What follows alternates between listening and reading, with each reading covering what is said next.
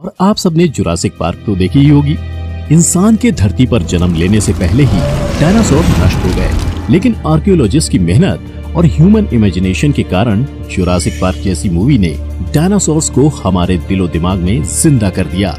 65 million साल पहले रहने वाले ये विशाल जानवर भले ही हमने कभी न देखे हों, लेकिन फिर भी वे हमारी कल्पना में जिंदा हैं। लेकिन क्या आप जानते हैं कि ये डायनासोर सिर्फ हमारी कल्पना और इतिहास की किताबों में ही जिंदा नहीं है, वे एक और जगह जिंदा हैं, और वो है लाइट की किरणों में। जी हाँ फ्रेंड्स, लाइट वो चीज है जिसके कारण हम चीजों को देख सकते हैं, लेकिन थोड़ी दूरी पर किसी चीज को देखने के लिए लाइट को हमारी आंख से उतनी दूरी पार करके उस चीज तक पहुंचना पड़ता है ताकि हम उसे देख सके। इसका मतलब अगर आप अभी ये वीडियो देख रहे हैं तो लाइट को करीबन 4 नैनोसेकंड आपकी आंख से आपकी स्क्रीन तक पहुंचने में लगेगा। मेरी वीडियो में आप जो भी देख रहे हैं वो असल में 4 नैनोसेकंड पहले हो रहा था, और अभी आपकी आंख से जो लाइट टकरा के स्क्रीन तक पहुंच रही है वो 4 नैनोसेकंड बाद पहुंच के आपको अभी की इमेज दिखाएगी। जितनी ज्यादा दूरी पे कोई चीज होती है, लाइट को वहां तक पहुंचने में उतनी ही देरी लगती है, और जितना समय लाइट को उस चीज तक पहुंचने में लगता है उतने ही समय पहले की छवि हम उस क्षण पे देख रहे होते हैं। चलिए वापस आते हैं डायनासोर्स पे। जब डायनासोर जिंदा थे उस वक्त लाइट भी थी। लाइट हमारे चारों ओर होती है और हर चीज से टकरा के अलग अलग डायरेक्शन में फैल जाती है। इन डायनासोर से भी लाइट टकरा के इधर उधर फैली होगी, जिस कारण वो जीव जिनकी आंखें थीं वे इन्हें देख पा रहे थे। और आश्चर्य की बात यह है कि वो लाइट की किरणें जो डायनासोर से 65 मिलियन यानी कि 6 करोड़ 50 लाख साल पहले टकराई थी, वो आज भी धरती से कहीं दूर स्पेस में ट्रैवल कर रही हैं। आपको लाइट ईयर का कॉन्सेप्ट तो पता ही होगा। एक लाइट ईयर वो डिस्टेंस होती है जो कि लाइट की किरणें एक साल में कवर करती हैं। डायनासोर 6.5 करोड़ साल पहले जिंदा हुआ करते थे। इसका मतलब उनसे टकराई हुई लाइट आज धरती से 6.5 करोड़ लाइट ईयर दूर होगी। तो अब जरा सोचिए, अगर धरती से इतनी दूरी पे कोई एलियन हुआ तो क्या वो धरती के इन डायनासोर को देख सकेगा?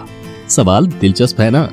और अगर सोचा जाए तो इस सवाल का जवाब हमें साफ लगता है कि हाँ, 6.5 करोड़ लाइट ईयर दूर एक एलियन इन डायनासोर को जरूर देख सकेगा। लेकिन थोड़ा ठहरिए, क्योंकि अगर इस सवाल का जवाब इतना आसान होता तो आज टाइम मशीन एक असलियत होती और ना कि एक इंसानी कल्पना। और अगर आप जानना चाहते हैं इस सवाल का जवाब तो बने रहिए मेरे इस वीडियो के अंत तक, क्योंकि इस सवाल का जवाब ढूंढने के लिए हमें ब्रह्मांड के कई नियमों पर चर्चा करनी होगी, और इस वीडियो के अंत तक आप एक साइंटिस्ट जैसा फील कर रहे होंगे। सबसे पहले मैट कैप्लान ने ये सवाल उठा के पूरी दुनिया को उलझन में डाल दिया था। अगर थ्योरेटिकली देखा जाए तो होना तो यही चाहिए कि जो लाइट डायनासोर से टकराई थी वो आज 65 मिलियन लाइट ईयर दूर एक एलियन तक पहुंचेगी, और वे एलियन इन डायनासोर को इस प्रकार देख पाएंगे। लेकिन दोस्तों ये सोचिए कि हमारी धरती पर उस वक्त रहने वाले डायनासोर पूरे ब्रह्मांड में एक ही ऐसी चीज थे जिनसे लाइट टकराई थी। जैसे कि मैंने पहले भी कहा था, लाइट हमारे चारों ओर होती है और वो हमारे आसपास हर चीज से टकरा के हर पॉसिबल दिशा में ट्रैवल करती है। लाइट की किरणें असल में छोटे छोटे पार्टिकल्स से बनी होती हैं, और इन पार्टिकल्स को फोटॉन्स कहते हैं। ये फोटोन ही होते हैं जो कि आसपास की चीजों से टकराते हैं और रिफ्लेक्ट होने के बाद ये हमारी आंखों की लेंस के द्वारा एब्जॉर्ब किए जाते हैं और हम इन्हें देख पाते हैं।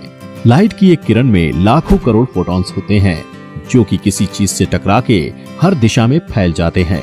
अगर कोई चीज हमारे नजदीक है तो फोटॉन्स ज्यादा नहीं फैल पाते और हमारी आंखें ज्यादा से ज्यादा फोटोन इकट्ठा कर पाती हैं। इस कारण हम उस चीज को बहुत साफ तरह से देख पाते हैं।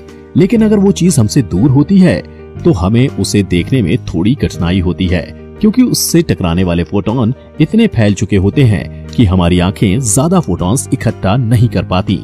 यही कारण है कि कई लाइट ईयर दूर स्टार्स और गैलेक्सीज देखने के लिए हम टेलीस्कोप का इस्तेमाल करते हैं। अब एक टेलीस्कोप आखिर काम कैसे करता है, मैं आपको समझाता हूँ। एक टेलीस्कोप कई मिरर्स और लेंस से बना होता है जो कि साइज में हमारी आंखों से कई हजार गुना बड़े और शक्तिशाली होते हैं। स्पेस से आने वाली लाइट एक विशाल लेंस के द्वारा इकट्ठी की जाती है और ये लेंस इतना बड़ा बनाया जाता है कि ज्यादा से ज्यादा लाइट इकट्ठी हो सके।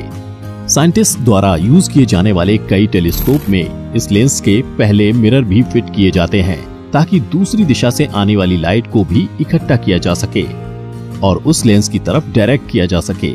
इसके बाद इस लाइट को लेंस कंसंट्रेट करता है एक दूसरे छोटे लेंस पे। ये छोटा लेंस इस लाइट को और कंसंट्रेट और कन्वर्ज करता है और फिर ये कंसंट्रेटेड लाइट हमारी आंखों तक पहुंचती है और हम कई लाइट ईयर दूर स्टार्स, गैलेक्सीज और कॉन्स्टलेशंस देख पाते हैं। इस सारी कहानी के बाद आप शायद सोच रहे होंगे कि एक एलियन भी टेलीस्कोप के द्वारा धरती के डायनासोर को देख सकता है, लेकिन लाइट का फैलना ही तो सबसे बड़ी परेशानी है। लाइट कुछ ही क्षणों में इतनी ज्यादा फैल जाती है कि हम कुछ मील की दूरी पर खड़ा पेड़ तक नहीं देख पाते हैं। तो यहाँ तो हम 6.5 करोड़ लाइट ईयर की बात कर रहे हैं। जरा सोचिए कि 6.5 करोड़ साल पहले रिफ्लेक्ट हुई लाइट कहाँ कहाँ और किधर किधर फैल चुकी होगी और उसको इकट्ठा करने के लिए कितने बड़े और कितने शक्तिशाली टेलीस्कोप का इस्तेमाल करना होगा।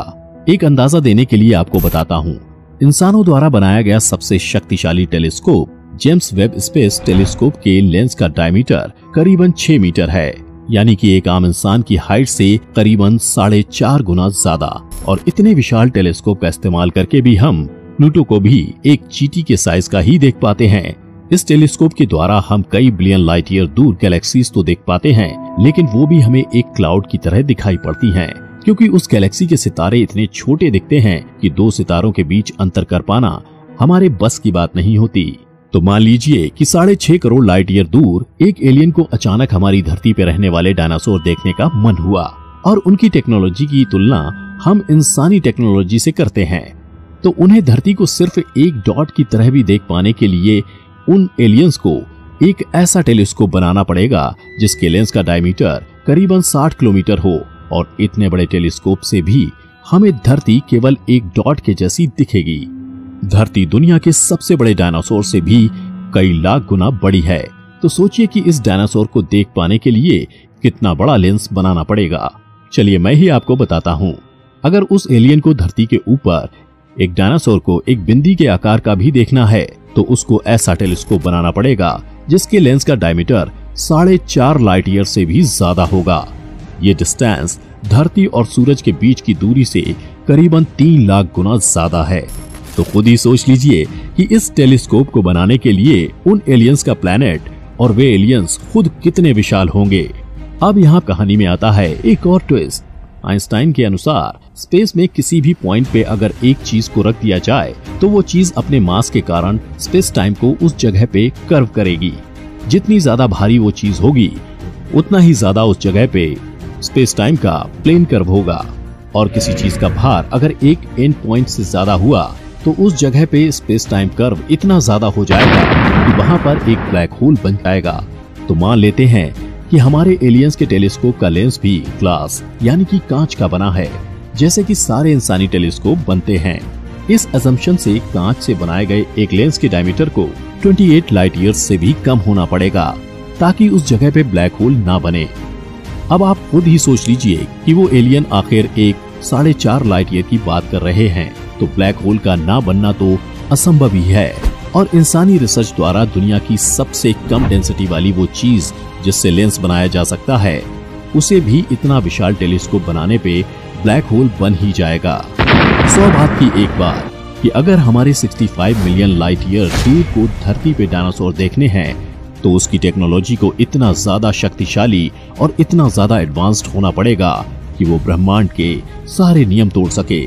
और शायद आज से कई करोड़ों साल बाद हम ऐसी टेक्नोलॉजी की कल्पना कर सकेंगे, लेकिन आज ऐसा हो पाना इंसानी नॉलेज के स्कोप के कई लाइट ईयर बाहर है। Sorry aliens.